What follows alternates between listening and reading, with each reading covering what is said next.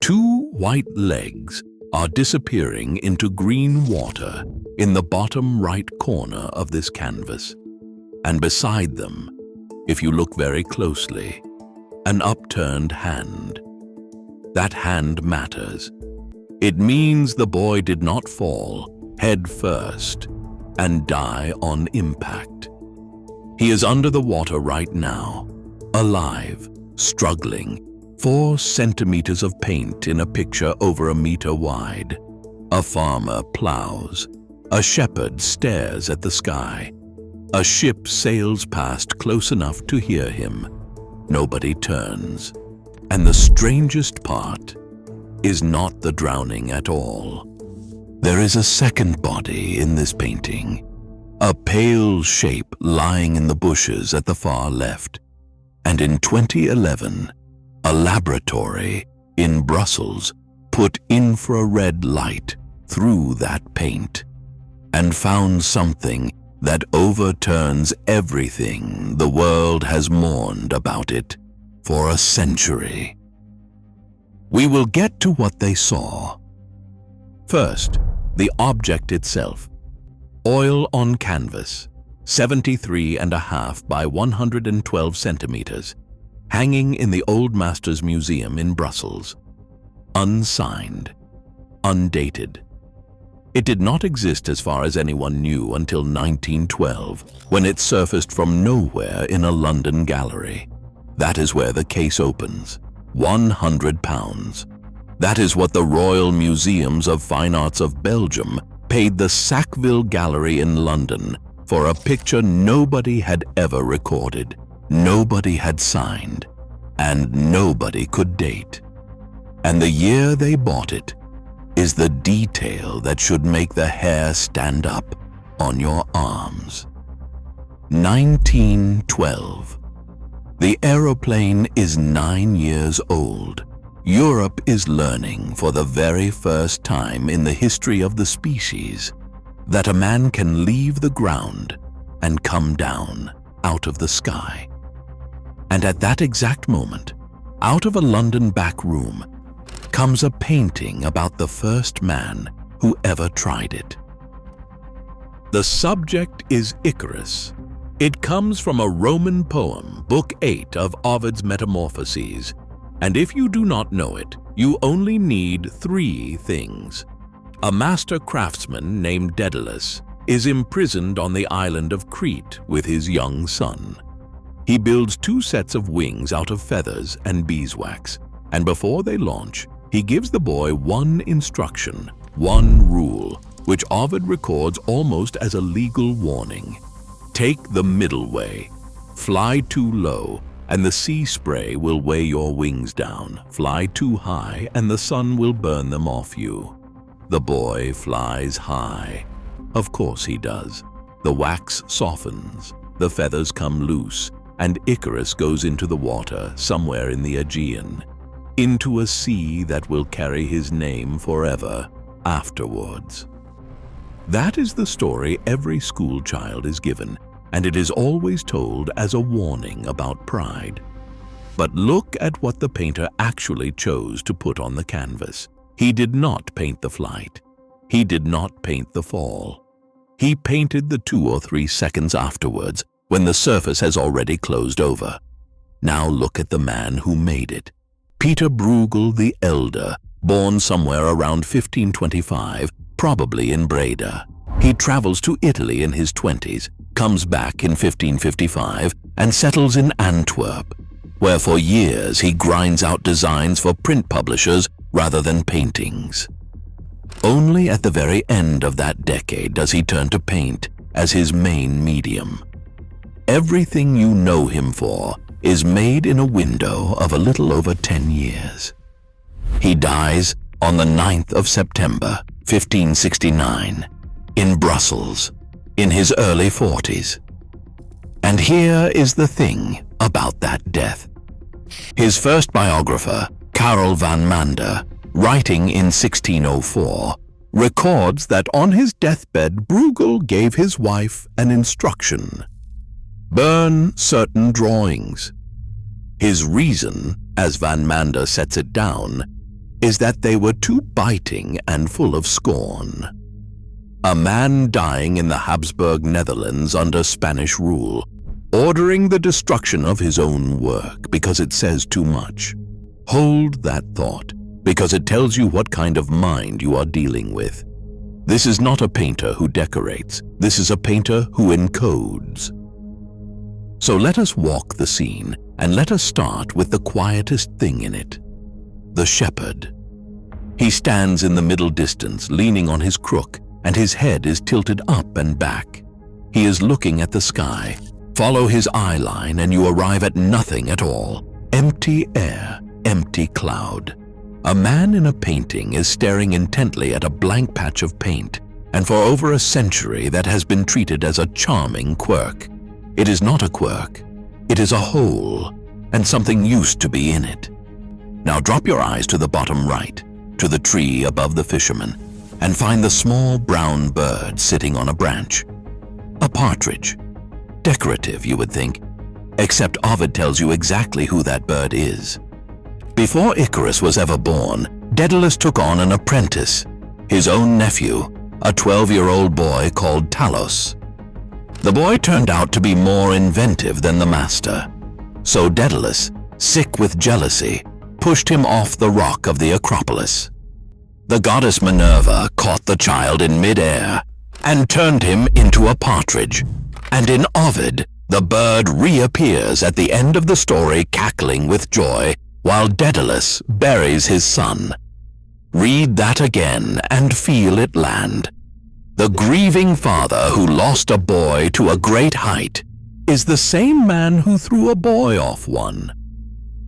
Bruegel puts the partridge in the picture, but he moves it earlier, to the moment the tragedy is still happening. And the bird, the one witness in this entire landscape with an actual motive to celebrate, is looking off to the right, not watching, not reacting, nothing. Then there is the ship. Look at the crew, tiny figures swarming up in the rigging, the sails swollen with wind in a shape that deliberately echoes a pair of wings. It is passing within shouting distance of the drowning. Not one man aboard turns his head. The reason is written into the composition, and it is horribly ordinary. They are threading a heavy vessel through a narrow channel between rocks. They are busy. Their attention is entirely, legitimately, elsewhere. And now, the two objects that have troubled scholars for decades. Down in the bottom left corner, on a small mound of earth, someone has abandoned a sheathed dagger and a purse. A weapon and money lying in the dirt of a peaceful farming scene belonging to no one, explained by nothing. In 2014, an art historian named Yoni Asher looked at those objects and argued that they are the key to the whole painting. But to understand what he means, you first have to look at the man everyone assumes is the hero of this picture. The plowman. He is the largest figure on the canvas, the closest to you, dead in the center, and he is wearing a shirt of bright red that pulls your eye like a flare. Everyone who writes about this picture calls him the honest laborer, the symbol of decent work, continuing while a fool falls out of the sky. Asher looked at him and found three things wrong. His clothes are formal and expensive, more suitable for a prince than a farm worker. He is driving that plow with a single horse, a workload that would appall any real plowman, and every later Flemish version of this scene shows two. The third anomaly is the one you can check yourself. He is not squared to his work at all. He is angled away to the left, so far that he has one foot planted on the furrow itself, which is something no competent plowman would ever do. Asher's reading is that the man has stopped plowing. He is walking off his own field. and he is heading straight for the dagger and the purse lying on that mound. War and money. And in Asher's argument, the figure walking towards them is Philip II of Spain, the ruler of the Netherlands, loathed by his Flemish subjects for the taxes he squeezed out of them to fund a French war they wanted no part of. If that is right, the moral center of the painting inverts completely. The noble peasant is the tyrant. The man too absorbed in honest labor to notice a boy dying is the same man taxing a country into ruin and hunting Calvinists through it.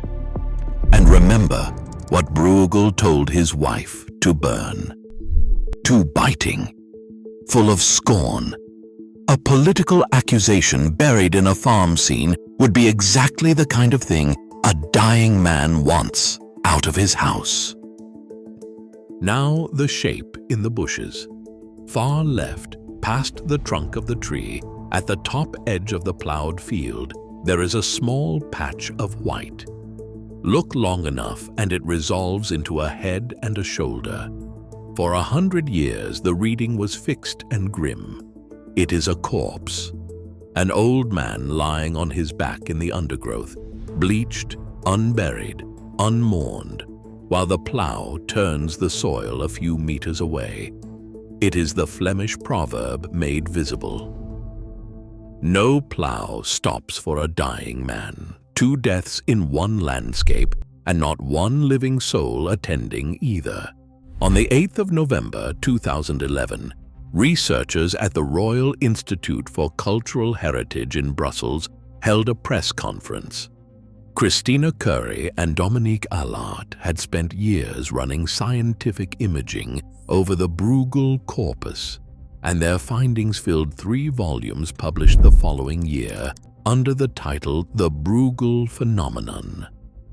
Buried on page 854 is the sentence that quietly detonates this painting. The infrared reflectography of that white shape does not show a corpse. It suggests a man squatting in the bushes with his trousers down, a defecating figure, an earthy vulgarism, the same joke Bruegel plants in the left foreground of his magpie on the gallows. The world's most famous image of unmourned death may be a toilet gag. And the moment you accept that, a far colder question opens up. Because if the thing we have been grieving over is not what we thought, what else in this picture is not what we think? Start with the sun.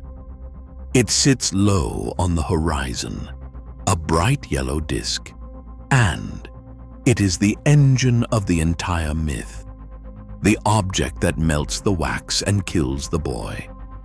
It also makes no physical sense. If the sun were truly that low, the shadows in those furrows would stretch long across the field, and the golden reflection on the water would run all the way to the horizon instead of pooling in the middle of the bay. Curry and Allard record on page 855 that the sun disk may have been added to the painting by a later restorer. Even the color lies to you. That warm, honeyed Mediterranean light everyone praises is largely yellowed varnish sitting on top of the paint. The second version of this composition, on a wooden panel in the Van Buren Museum in Brussels, is probably closer to the original color, and it differs in one other way that solves a mystery you have been carrying since the beginning. In that version, Daedalus is still up there, still flying, twisting round to look for his son. The shepherd is not staring at nothing. He is watching a father search an empty sky. Dendrochronology dates that panel to 1577 at the earliest, 8 years after Bruegel was in his grave. Which brings us to the deepest cut of all. In 1998, a team led by Mark van Strijdonk, working with the University of Utrecht, radiocarbon dated the canvas and concluded that Bruegel could not have painted on it. Professor J. Reiser of the Free University of Brussels challenged that finding in 2006. The museum's own label still carries a question mark after the name, and the words in their collection file are almost unbearably precise. The execution is doubtful. The conception is certainly his. So look one more time. The corpse may be a joke. The sun may be a restorer's invention. The color is varnish. The father is missing, and the hand of the master may never have touched this cloth. A painting about a world too busy to see a boy drown has itself been misread, misdated, and misattributed for over a century by everyone who stood in front of it. And here is the part that should genuinely unsettle you. In this composition, you are the last available witness. The plowman's back was already turned. The shepherd and his dog face the other way. The fisherman looks right. The sailors are threading their channel. Nobody is turning away from the disaster, which is the point Auden missed when he wrote his poem in Brussels in December 1938, fresh from watching a real war in China. They are not cruel. They are just busy. And so were you. For the first several seconds you looked at this painting before someone told you where the legs were. The case is not closed. As of the 9th of April, 2026, the museum has non-invasive imaging running on this canvas again. The painting is due back on its wall around October, and the verdict will not be delivered until an exhibition in autumn 2028. Until then, it hangs there, doing what it has always done, holding a drowning boy in the corner of your eye and daring you not to look. If you want to keep looking where everyone else stops looking, subscribe. There is another masterpiece that hides its victim in plain sight the same way, and it has been hanging in a national collection for 200 years with almost nobody noticing. See you in the next one.